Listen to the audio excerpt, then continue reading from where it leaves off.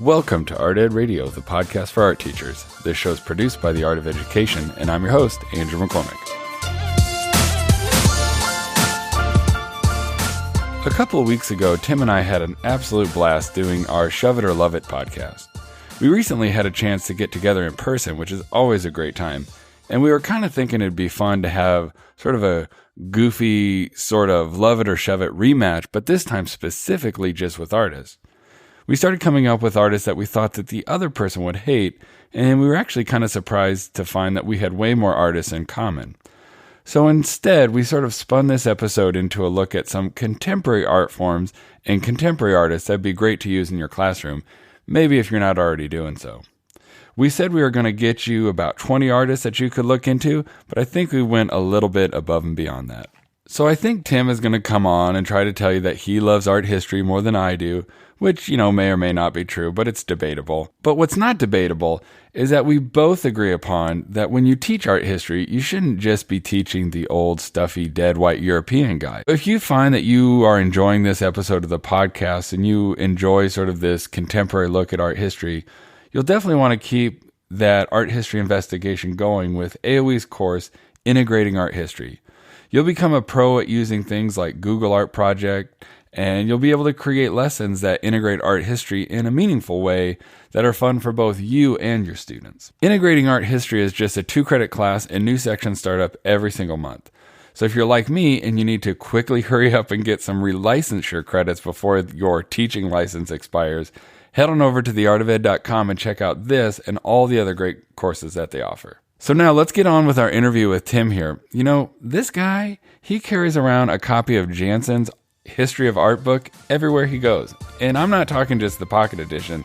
This guy is carrying around like the old 30-pound book everywhere he goes. It's crazy.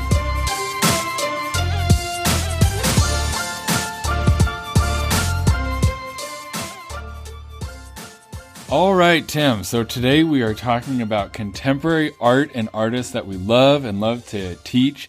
And this is kind of cool. You're joining me live. So how are you doing this fine day? I am doing really well, and I love talking contemporary artists. So if I start to ramble a little bit, feel free to cut me off. Well, and it's nice. It's been a while since we've done a live one. I can actually kick you or punch you if that happens. Yeah, let's do it.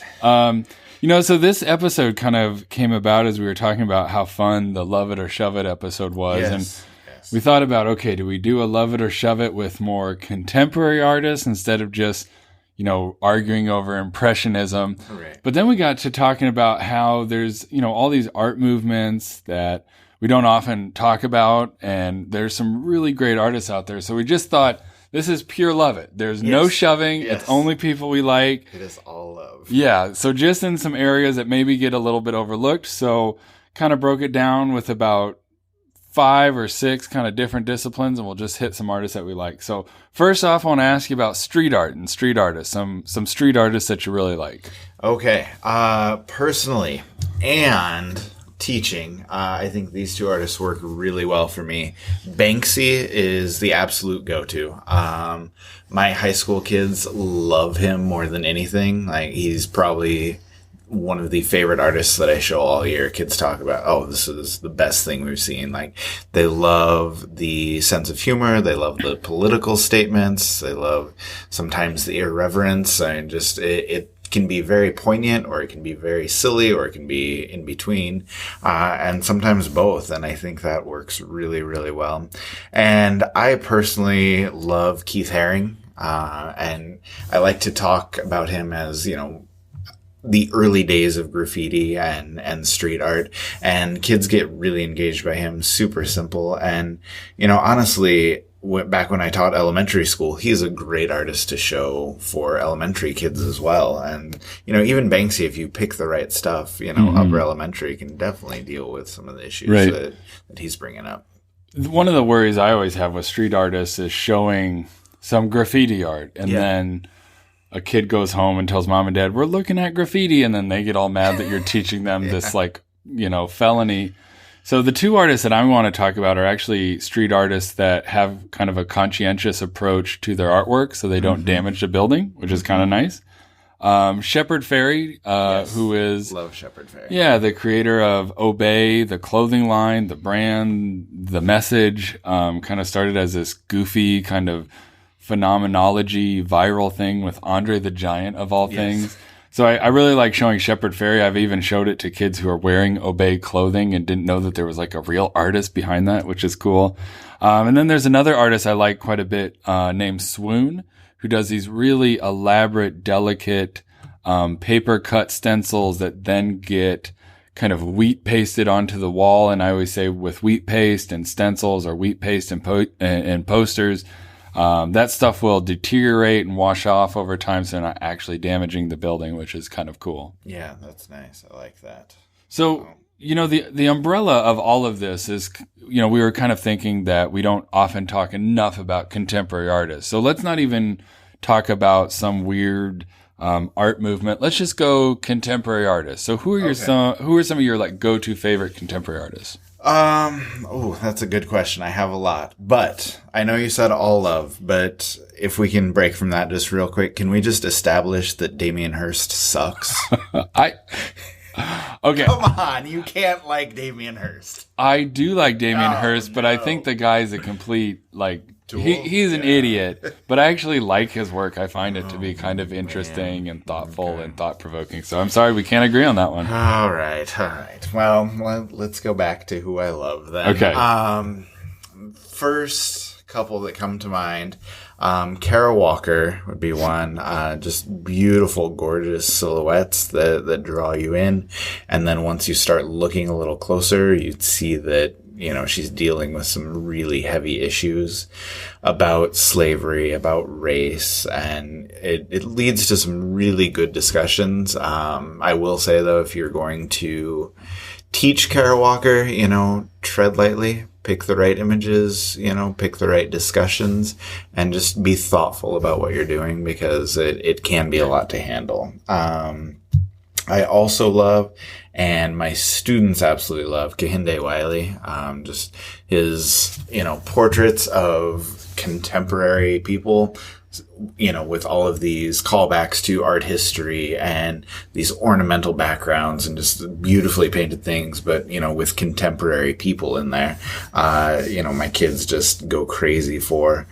And then if I can add in one more, I love Ai Weiwei. Just all of his messages, they're very political, very thought-provoking, and I think he does some great work, and again, leads to some amazing discussions in class. But, I don't know, what about you? I don't want to dominate the conversation here. So I think partially because of my background in sculpture, the three that I chose, I like all three of these guys, and I do feel a little guilty that it's three guys, but and they all have like very similar names. It's a Tom, and a Tim. But the common thread that these guys have, and I'll talk about them a little bit more in depth, is they're like obsessive. Like they come up with like a kind of a simple yet preposterous like idea, and then it's just about being like super obsessive or controlling and meticulous, which is actually not at all how I work, and maybe that's like why I like these guys. But Tom Sachs, I really, really enjoy. He's one of those contemporary artists that I love, but I'm reluctant to teach because he'll sometimes venture into some materials that are maybe not safe for school or safe for students to look at. But Tim Hawkinson and Tom Freeman both are like just really brilliant guys that just come up with like weird ideas and just execute it flawlessly and make these beautiful yet kind of disturbing and compelling sculptures that I just really like all three of those guys. Okay, that's cool. I'm not familiar with Tom Friedman though. Like, can you give me like a couple examples of like what he would do? Right. So it's almost like performance art in some ways, but let's take a pencil and sharpen it and have the shavings be one continuous shaving and then hang that on the wall. So what you're looking at is like incredibly ephemeral. It's barely there.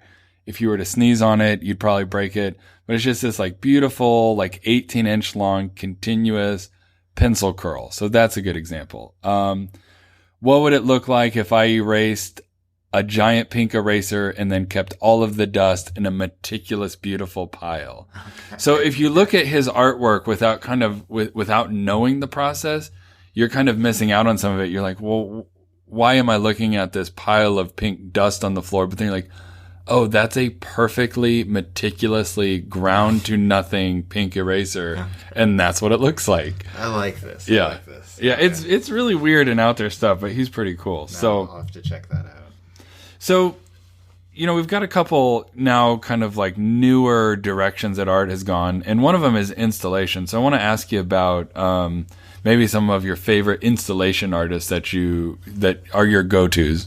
Ooh, I have a couple that come to mind, but I'm going to just put you on the spot. I'm going to let you go first. Okay. So, who do you love for installations? Well, the one that first came to mind is a woman named Sarah Say, and her last name is kind of an unusual name, S-Z-E. And I don't know a whole lot about her, but she makes these like super elaborate sculptures that look like cities with infrastructure and scaffolding, and there's like working electronic LEDs, and it's all just made out of like garbage, like Q-tips and scraps of paper and all of this stuff, but they'll take up entire rooms, and they're just really cool. And I would say that those people out there who are kind of type A and organized would look at this stuff and just be like, because it's junk and it's just meandering and exploding. And then the other one that is kind of similar, but it's far more structured and organized, is a woman named Tara Donovan. And she'll make a sculpture out of 10 billion like straws, and she'll just lay them on the wall. So it makes this like floor to ceiling, 40-foot long straw installation, and they all move a little bit. So it looks like this undulating wave. So she'll really pick one material and then just have a mountain of it and make something really interesting with that. Okay. Like that reminds me a little bit of like Ai Weiwei and the sunflower seeds, and obviously he had way too many people helping him, but that's cool.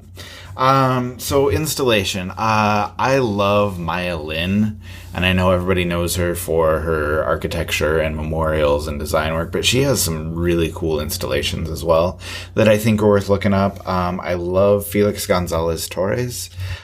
He's got a lot of really cool installations with, they're really bright and colorful and made of candy, but yet at the same time, like he's dealing with super heavy issues. And so I think that's a good one to start some discussions. I love Walter De Maria. I don't know if you know, he made a lightning field in, I want to say New Mexico. But yeah, he's another one of those just meticulous type things where he's very much about measurements and doing these huge sculptures that, are precise in every way. And they're very large scale, which I love. And James Turrell, is a lot of fun. He's easy to introduce to kids because he has these, rooms that are just bathed in like a particular color of light. And if you ever see them in person, you just get lost inside of them. It's an awesome experience. But Drake has his Hotline Bling video. And if you ever just watch Hotline Bling, like he's in all these rooms that are very reminiscent of James Turrell's work. So super easy introduction for kids because they're familiar with that already. If you can stand listening to Drake for a few minutes. But I had no idea where you were going with that. And I was like, what are you talking about? And then it's like, oh yeah, that really does make sense that you could like use that video to introduce his work. And I actually saw kind of a retrospective or just I don't know if the guy's alive still or not. Yeah. But well, that was going to be my next point. Sorry to interrupt. Oh, no good. But he has been working on the Roden Crater project for the past 40 years where he's literally hollowing out a volcano and like turning it into these light spaces. And it's just the most incredible thing. And I guarantee you your kids will be fascinated as soon as you say he's hollowing out an old volcano. Yeah. And he's definitely worth checking out. I saw an exhibit of his in Pittsburgh back when I was doing my MFA in Ohio. And one of the pieces he had was like a sensory deprivation chamber that he had created. So you're sitting in this thing and it goes completely dark, and you're on this board, and there was water. So I'm kind of like, I'm thinking to the Netflix show Stranger Things, where the little girl gets in the deprivation tank. But anyway, and then these lights start, and they start flashing right above your face, and it was pretty metaphysical. I was transported to another realm, and I did not know where I was, and it was bananas. That art and light. I mean, all he does is work with light. Can really, move people into that. So it was very cool. And I was in Los Angeles last year, and I got to go in one of his rooms, and it's pretty crazy because as that room gets built, like, they don't have any corners, like everything's curved and kind of weird. But then when it gets bathed in that light, you absolutely lose yourself. Like, you have no sense of direction, and there's no, like, you can't get your bearings whatsoever. And it's just the weirdest, most surreal, but coolest experience. I'm surprised of all people that he's a guy that we both like, that we've come together on him. That seems like a weird one. But there's two more kind of big art movements and directions in art that we haven't talked about I want to get to here.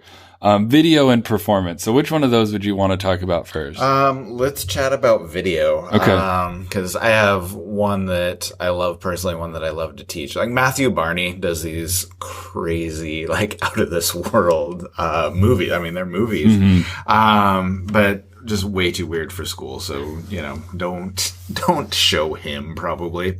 But one artist I do show is Tony Orsler, who is spectacular, where he'll just film close-up videos of different body parts and then, like, put them together in these weird, like, Frankenstein-looking monsters where eyes are moving different directions and blinking at different times. And it's super weird and surreal. And he also creates these characters and these stories and, just all these amazing video installations on sculpture that my kids at first are like, this is the weirdest thing I've ever seen. But then, like, 3/4 of them usually come around and go, like, this guy is amazing.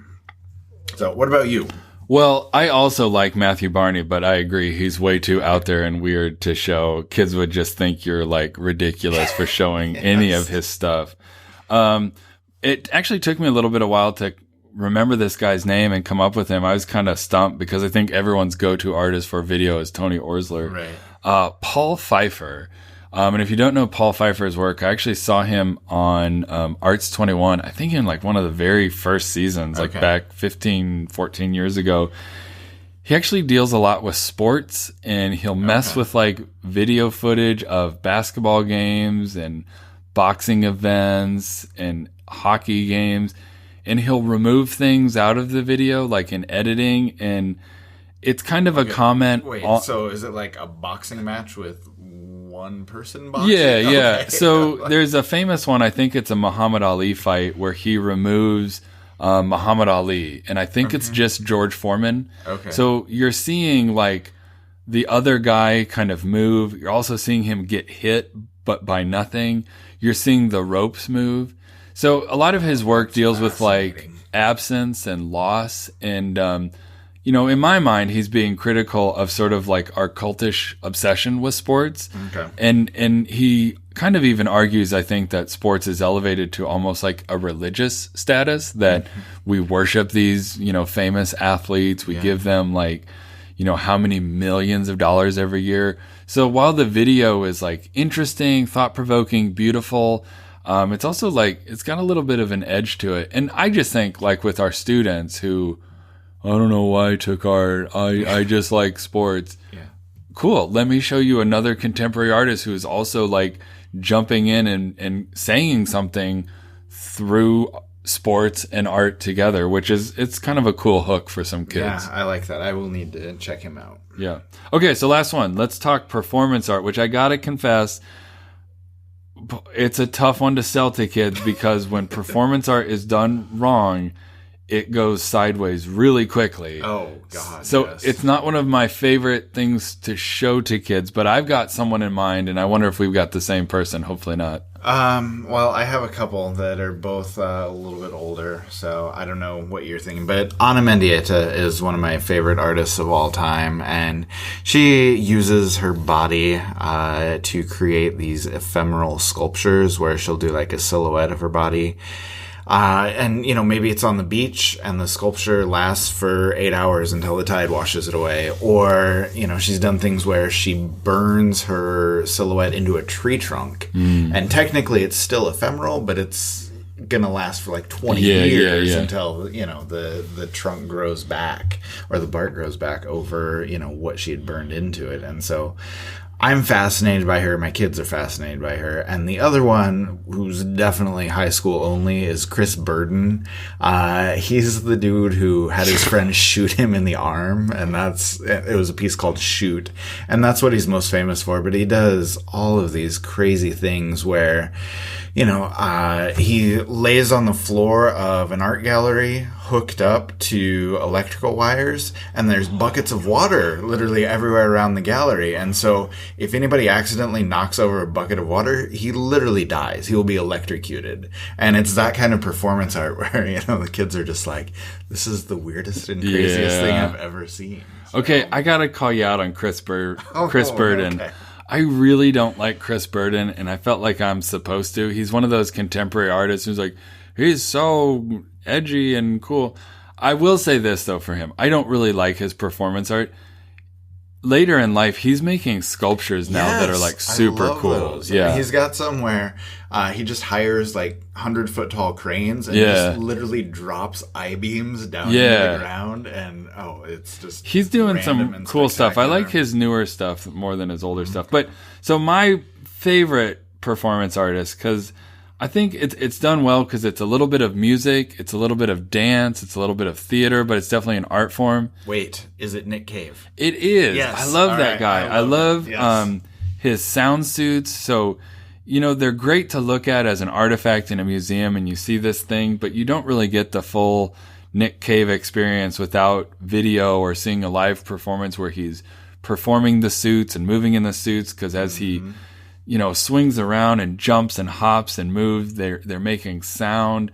They're just really awesome, and they're weird on their face, but when kids see them being performed, they're like, oh, that's cool. Oh, it makes a lot of sense. Yeah, they're really cool. Yeah, and I think the music side of what he's doing is appealing to kids, whereas the bad performance art of like a person in underwear screaming while chocolate syrup covers their head is like, what the heck is this? So Nick Cave is a good one if you're going to introduce performance art to kids. Yeah, I like that. So cool. Well, hey man, I think we did it. I think we covered some big contemporary art movements and some good artists that people might want to incorporate into their curriculum. Yeah, I hope so. And like I said, I think a lot of those artists can be taught K-12. I mean, some of them are dealing with more mature stuff, but for the most part, it's something that everybody can use. So hopefully people can go look those up and, enjoy them as much as we do. So. Well, thanks for coming in and talking, man. Appreciate it. Thanks, man. It's been good. All right, bye. I never would have thought that James Turrell was an artist that Tim and I could have agreed upon. But actually, with most of these artists, they're just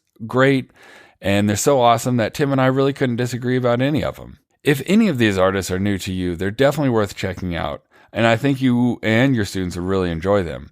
I've always gotten so many great new examples to show students after I watch Arts 21 online or check out the great website This Is Colossal. These artists are new, they're now, they're fresh. They're diverse, and they cover ideas and communicate a message that resonates with our time and our students. I've said it before, but I think I'll keep saying it. Students need to see art is being made by people that look like them, that aren't much older than them. And they need to see that art is a living, vital part of our world. Art Ed Radio is developed, produced, and supported by the Art of Education with audio engineering by Michael Crocker. For fans of the podcast out there, do us a favor and give us a ranking or glowing review on iTunes, as that totally helps us find new listeners out there. As always, new episodes of Art Ed Radio are released every Tuesday, and additional content can be found under the podcast tab on theartofed.com. And while you're there, check out the upcoming Art Ed Now conference that's coming up really soon, August 3rd to be exact. You won't want to miss this one. I was actually at AOE headquarters just recently, and I got a sneak peek at some of the fantastic handouts and resources that they're compiling. It's very impressive. All right, guys, thanks for listening.